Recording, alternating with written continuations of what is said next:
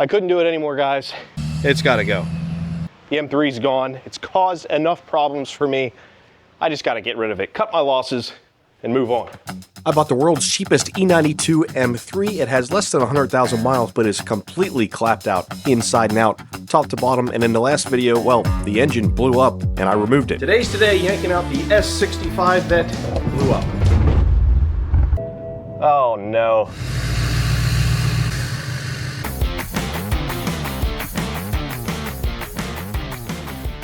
I think we're good, dude. Crank it up. Stand by. The car's not gonna like flip backwards, is it? That is insane. But as you can see, the car needs a complete and entire makeover. So we're gonna start with the outside. Get the car completely repainted, get the rusty quarter panels fixed, the broken fenders, the missing clear coat, the damaged carbon fiber roof, and then we'll worry about replacing the engine. I needed a break from this car, so I took a break. I've been working on the 997, the 996, and the garage. But now it's time to get back to work on the M3. No, I'm not getting rid of it, but I do have to send it off, and before I can send it off, well, I've got to strip it. I'm going to strip it because I'm going to get the car painted while we debate what's going on with the future engine that's going in the car. Unfortunately, the car is kind of like stuck in the wooded area next to a whole bunch of weeds on my property. I can't really move it by myself, so that's where I got to work on it.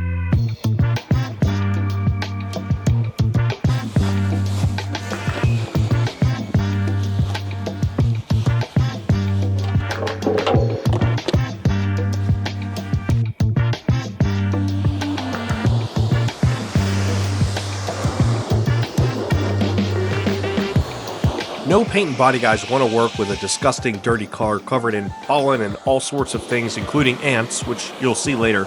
So a quick wash was appropriate. Plus, you know, I don't want to be working on the car when it's covered in all this crap either.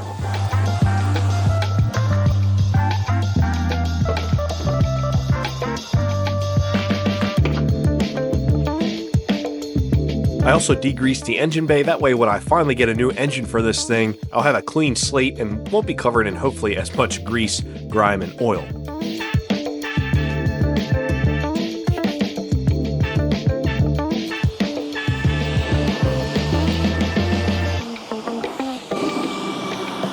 I almost forgot about the hood and front bumper, which have been laying in my front yard for the last, well, month. Since I took the engine out, they're definitely in need of some cleaning as well. Plus, they need to be fully disassembled and prepped for paint.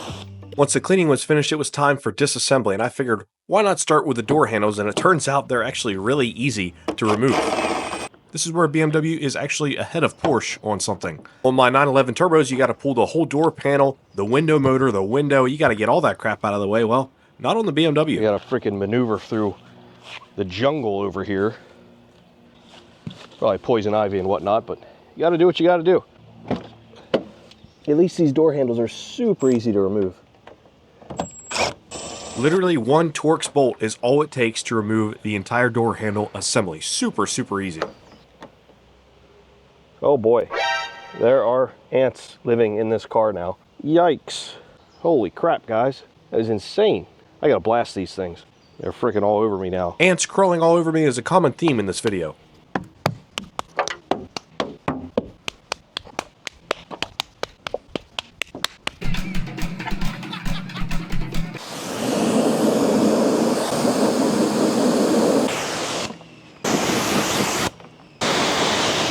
Freaking ants have infested my own car.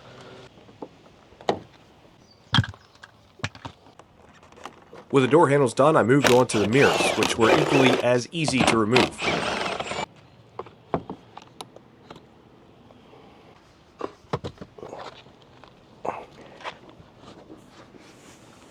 Along with the mirrors came the rubber gasket that lays behind them.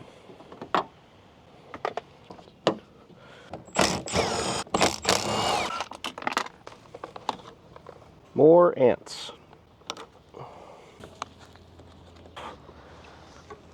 Next came the window trim, which simply pops off. And this is another thing where a BMW is way easier to take apart than a Porsche. On my Porsches, you'd have to remove the rear window and drill out all the rivets holding in the same window trim.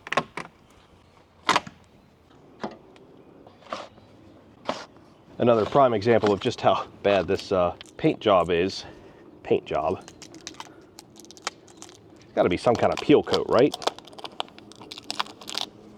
That's what I'm thinking, but either way, the whole car still needs painted because there's a lot of damage and just a lot of things that are wrong.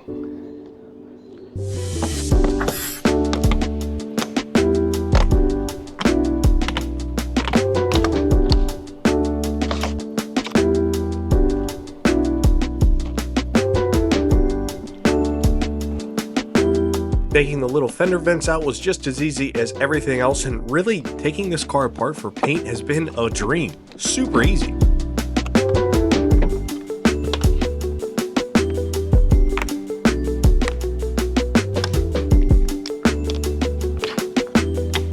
Oh great, more freaking ants. This is wild. You guys ever seen anything like this? This car hasn't been here that long. They're just everywhere.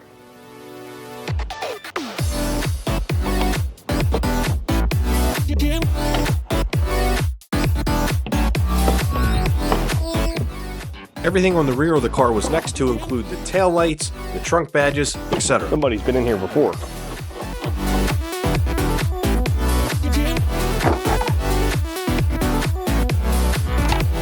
And more ants. Holy freaking crap.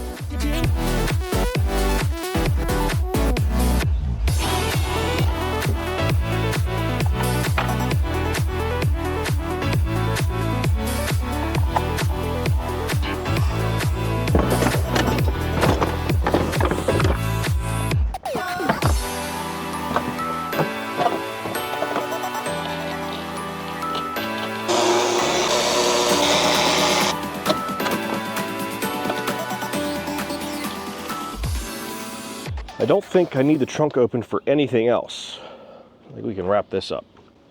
I do need to get this horrible looking thing off though. I wonder if I can just manhandle it and not even add any heat. I think I can. Oh no, it broke.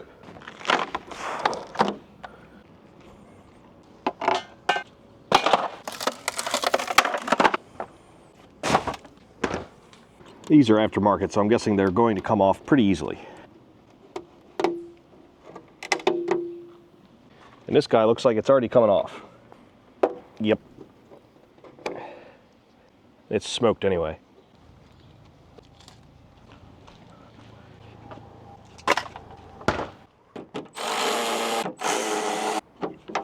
And just like everything else thus far, the license plate cover, the license plate lights, the rear badge, it all comes off so easily. I think that's all I'm doing in the rear.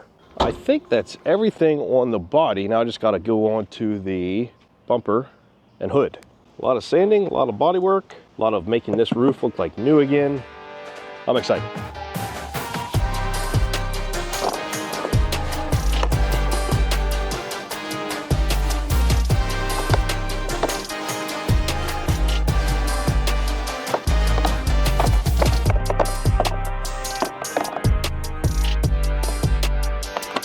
As shocking as it sounds, all the parts on the bumper and hood were easy to take apart as well, just like the rest of the car.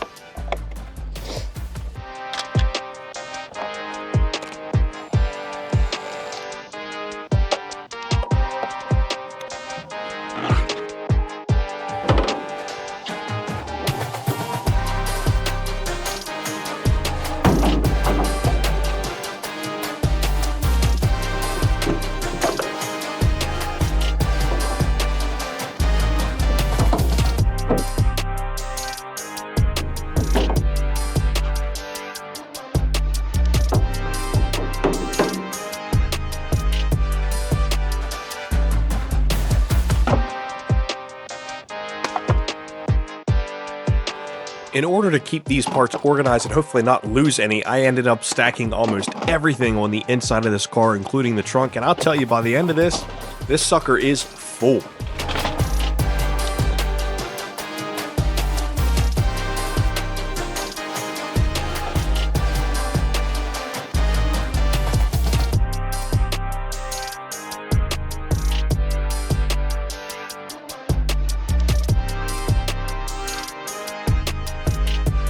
If you made it this far in the video and you're enjoying it, a like, comment, and subscription would mean a lot to me.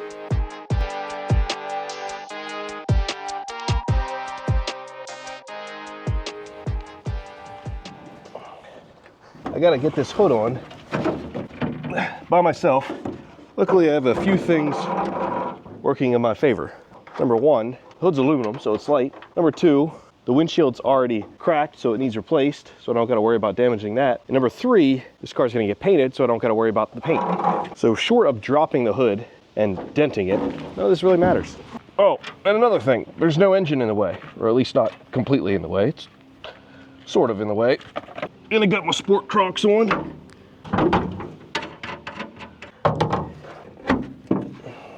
Okay.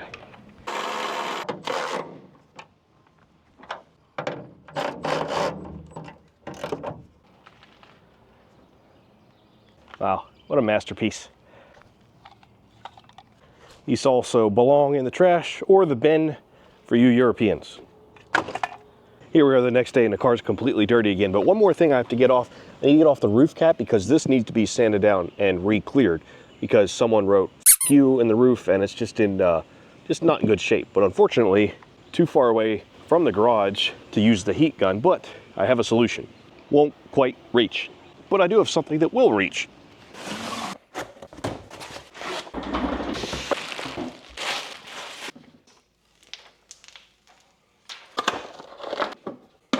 This is the Vitomin FlashSpeed 1500. It can power from 0 to 100% in an hour. It's a super fast charging power station. It has a top storage box for all of the charging cables, and you can even expand it with extra batteries, solar panels, etc.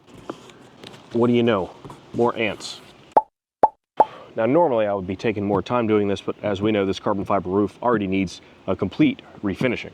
Now heat guns, as you guys know, take up a ton of power, but the Vitomin FlashSpeed 1500 has more than enough.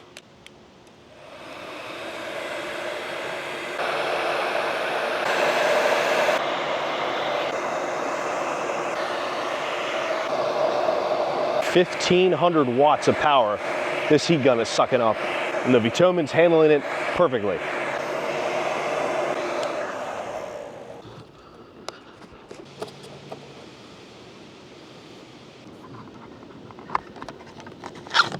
All right, there's that.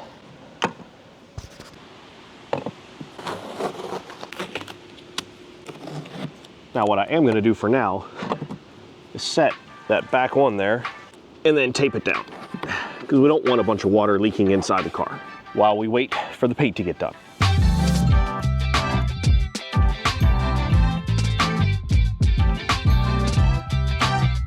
Huge thanks to Vitomin for sponsoring another video. Be sure to check out the FlashSpeed 1500. I'll have links for you guys below.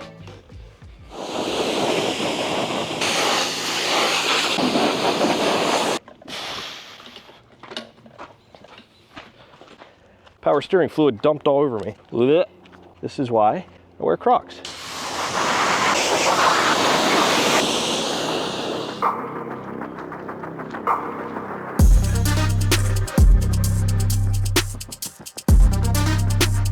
And with that, the car is completely ready to be repainted.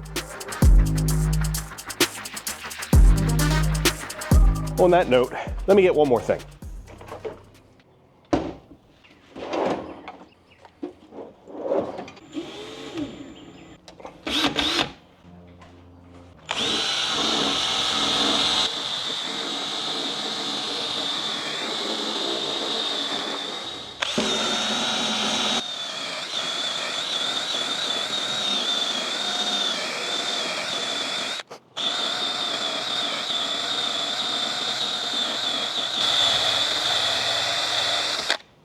That's better. One less thing the paint guy has to take care of.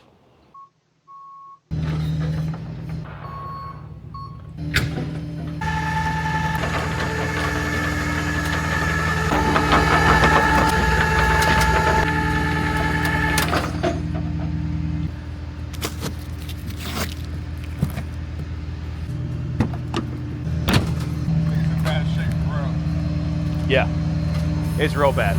It'll be nice someday.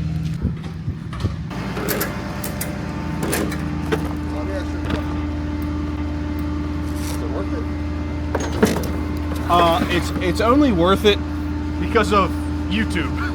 Because of putting it on YouTube. If it wasn't for that, no. just because this car's like so far gone. Yes, technically the car is gone. I did get rid of it, but it's just going off to the paint shop. So next time you see it, it should have a fresh coat of paint.